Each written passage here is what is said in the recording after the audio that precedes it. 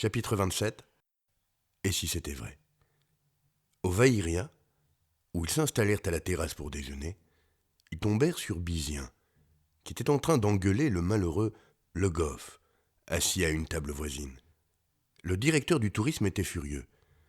Il avait accepté la recommandation de Cohn et avait chargé Le Goff de faire Jésus dans la reconstitution de La Passion à Papette, inspirée de celle d'Oberammergau en Allemagne.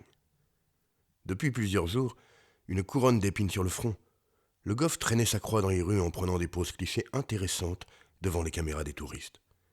De 9 à 10, parmi les pêcheurs du port. De 10 à 11, parmi les marchands.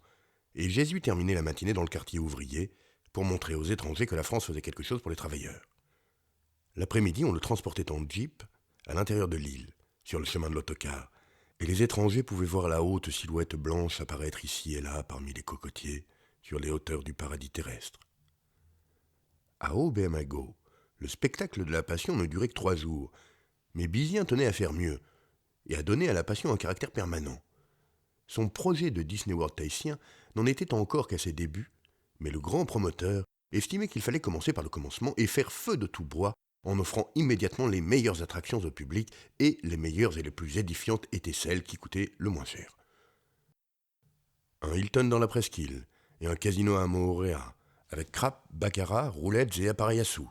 Un Las Vegas dans les mers du Sud, diraient les prospectus, ne pouvait être réalisé que lorsque le territoire offrirait aux bailleurs de fonds la garantie d'un indice de fréquentation touristique en flèche.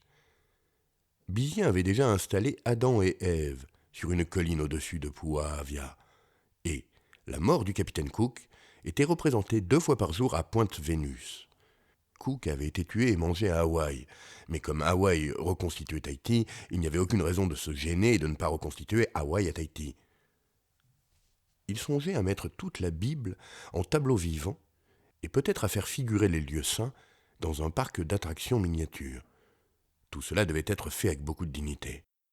Il était donc furieux de voir Jésus installé devant un demi de bière à la terrasse d'un café, la couronne d'épines rejetée en arrière et laissant sa croix traîner par terre pendant les heures de travail. Ce n'était pas pour cela qu'on le payait. « Je vais engager quelqu'un d'autre si vous recommencez, mon vieux. De quoi ça a l'air? Si les touristes prennent une photo de vous, on va dire que nous bafouons la religion. Ça ne fait pas sérieux. Je vous ai dit que je voulais de la dignité. Au Disney World, ils vous auraient déjà foutu la porte. Et jetez-moi cette cigarette, nom de Dieu !» Le Goff n'était pas content du tout. Son nouvel emploi lui plaisait de moins en moins. « J'ai quand même le droit de boire un pot, non? Sans blague. J'ai fait mes 3 heures ce matin. La prochaine fois, entrez par la porte de service et faites-vous servir à la cuisine. Pourquoi? Qu'est-ce que j'ai de dégoûtant? Parce que c'est Jésus? Il faut qu'il se fasse servir à la cuisine? C'est une question de réalisme. Vous ne faites pas sérieux. Les touristes savent bien que je suis un figurant. Ça ne veut pas dire que vous devez traîner votre croix et votre couronne d'épines à la terrasse des bistrots. Même moi, je suis choqué. Un peu de tenue, quoi. J'aurais dû prendre un croyant, pas un Jean foutre. Monsieur Cohn, je vous retiens. C'était votre idée. Cohn rigolait. Je trouvais que Le Goff avait la tête de l'emploi, c'est tout. C'est possible, mais il faut encore un minimum de conscience professionnelle. Si nous ne savons pas créer l'illusion, le Disney World américain va nous écraser complètement. Il dispose de moyens financiers que nous n'avons pas. La France d'outre-mer m'a refusé une subvention. Les affaires culturelles me font la gueule. J'ai été obligé de m'adresser aux banques. Ramassez-moi cette croix, Le Goff, et foutez le camp d'ici. J'ai un rencard avec ma vainée sur la terrasse. Je vous préviens que si je vous vois dans cette tenue avec une vainée, je vous poursuis en dommages et intérêts, et je vous fais expulser pour attentat à la pudeur. J'ai 400 touristes de Boston qui sont en train de débarquer. Qu'est-ce que vous voulez? Qu'ils rentrent en Amérique pour raconter que la France ne respecte rien et qu'elle mène une propagande contre les croyances ancestrales des indigènes à Tahiti? Bon, ça va. C'est quand même marrant. Depuis que je fais Jésus-Christ, tout le monde me cherche des crosses. Si vous faisiez votre boulot avec conviction, ils n'oseraient pas. Vous voulez que je vous dise? Quand les gens voient Jésus-Christ, ça les reprend automatiquement. Ils savent ce qu'ils ont à faire. Ils me sautent dessus, le réflexe de Pavlov. Il y en a même qui me lancent des pierres. Et les gendarmes ne font que rigoler. Le brigadier Leontini m'a dit l'autre jour qu'on leur avait appris ça au catéchisme. Je veux bien faire authentique, mais il y a des limites. On leur a tellement répété où était ma place qu'ils vont finir par me crucifier vraiment, dans une crise d'authenticité. Et si je me défends et que je me bagarre, de quoi ça aura l'air? Je suis censé me laisser faire. Je vous promets que je vais demander une augmentation. Il se leva, avala sa bière, ajusta sa couronne d'épines, chargea sa croix de carton-pâte sur son épaule et s'éloigna. Cohn, qui était en train de dévorer 6 œufs sur le plat, hocha la tête. Voilà ce que c'est que de travailler avec des amateurs. Vous voulez le job? Je n'ai pas la tête qu'il faut aujourd'hui. J'ai une vraie tête d'homme, moi. Celle des icônes archaïques. Je ne ferai pas réaliste.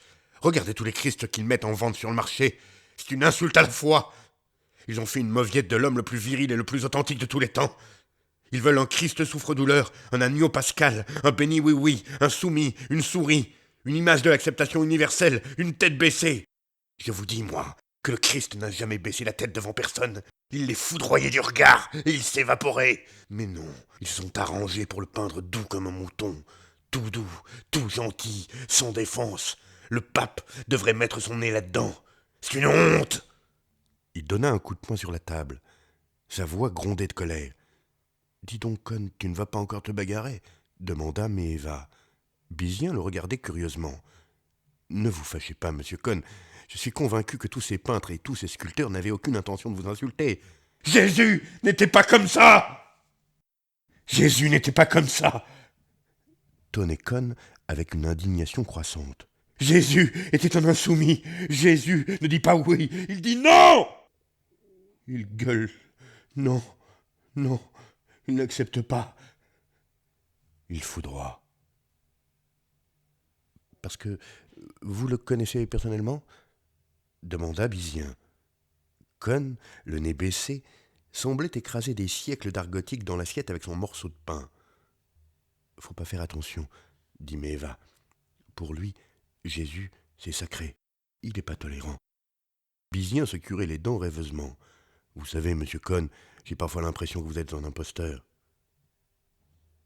Cohn écrasa encore quelques siècles artistiques de soumission et de douleur dans son assiette et avala le morceau de pain. Il commençait à avoir une sérieuse envie de casser la gueule à Bizien. Il avait horreur d'être compris. « Ça veut dire quoi, au juste ?»«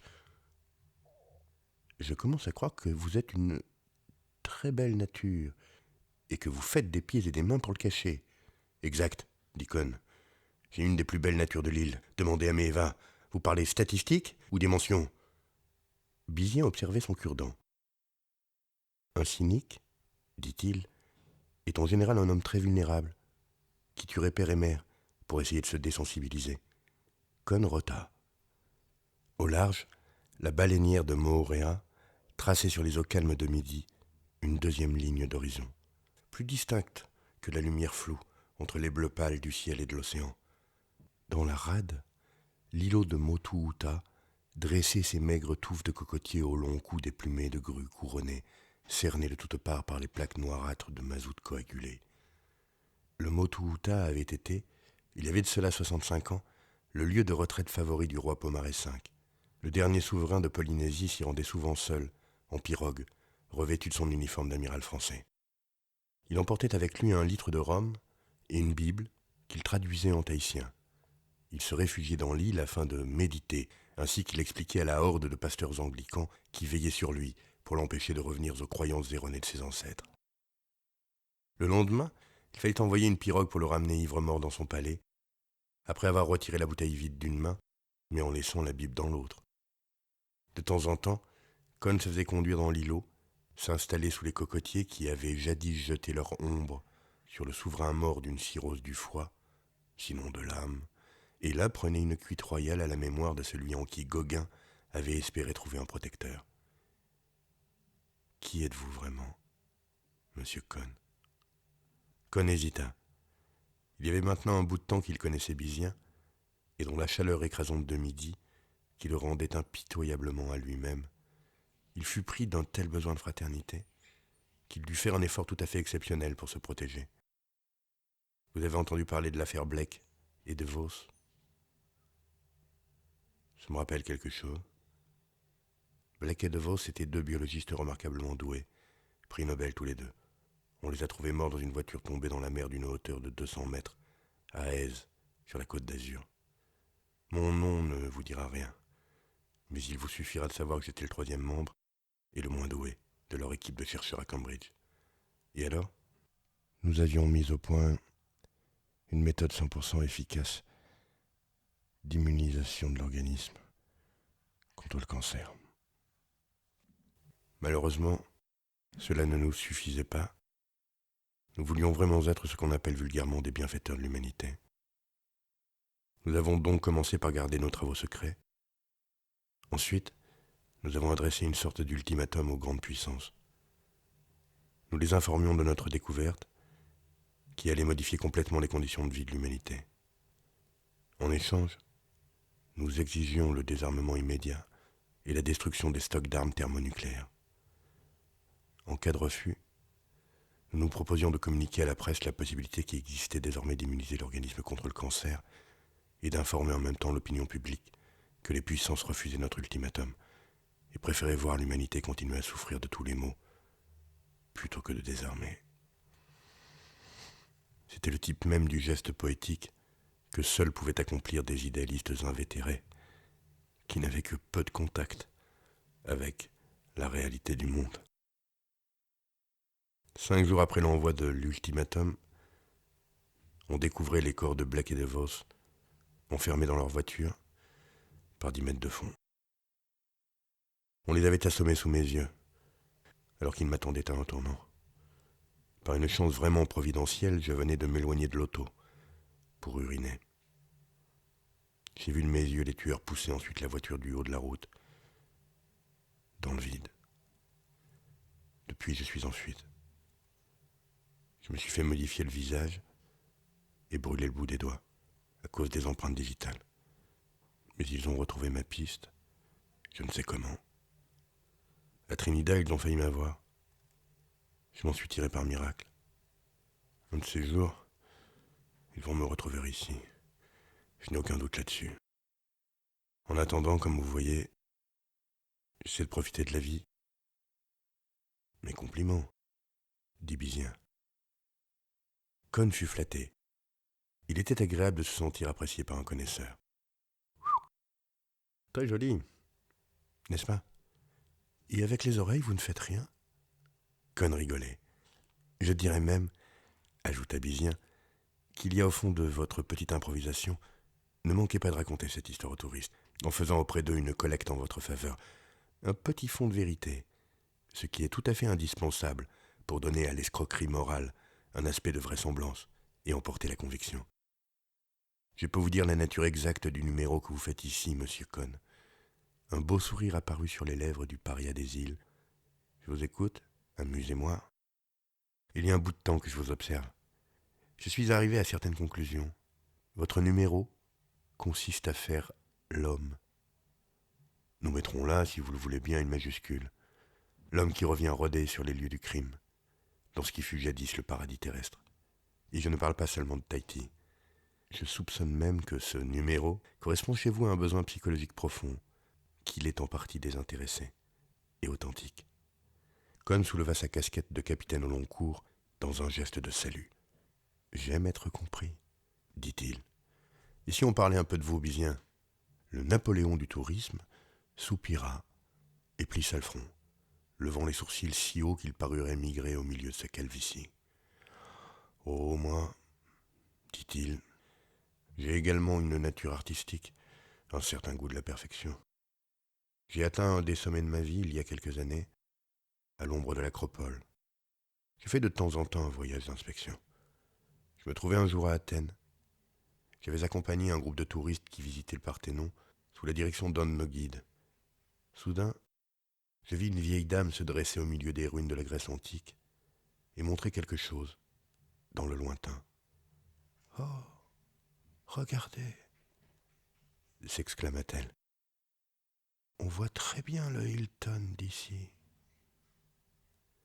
Et elle saisit sa caméra. Je crois que l'image de cette chère personne photographiant le Hilton du haut de l'Acropole est devenue pour moi une sorte de figure de proue du tourisme. Vous connaissez, je pense, cette expression anglaise « You can't lick them, join them ». Si vous ne pouvez pas les vaincre, mettez-vous avec eux. Et voilà. Je leur donne un coup de main. J'irai jusqu'au bout. Cohn se leva. Il commençait à sentir qu'il était allé trop loin dans la complicité avec Bizien et qu'il valait beaucoup mieux se retirer avant que ce moment de sincérité se muât en gêne réciproque. Il avait peur aussi de se trahir. Le soleil de midi laissait peu de place aux ombres. et tirer tout à la lumière. C'était une de ces heures où Cohn se sentait capable de dire n'importe quoi, même la vérité. « Vous devriez rappeler à Verdouillet qu'il doit me livrer quelques toiles, » dit-il, en posant sur la table de Bizien l'addition que le garçon venait de lui apporter. « Puccioni doit m'amener des clients cet après-midi, et je n'ai plus rien à leur vendre. » Bizien le regarda avec étonnement. « Comment ? Vous ne savez pas ?